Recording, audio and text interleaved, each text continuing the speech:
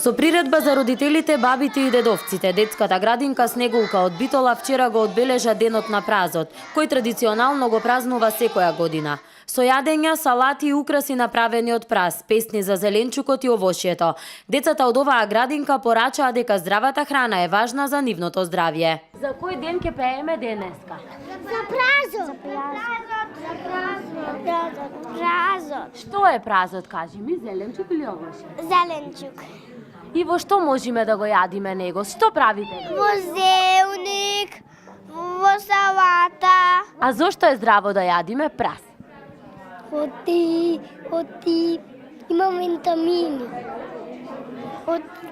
Оти има витамини. Градинката Снегулка овој ден годинава го одбележува по 10-ти пат. И истиот е доказ дека преку песна децата можат и сакаат да научат нешто повеќе за здравата исхрана, која е неопходна за здравиот начин на живот. Традиционално веќе 10-ти пат во градинката Снегулка го одбележуваме денот на празот како дел од проектната активност Здрава храна за детство без мана.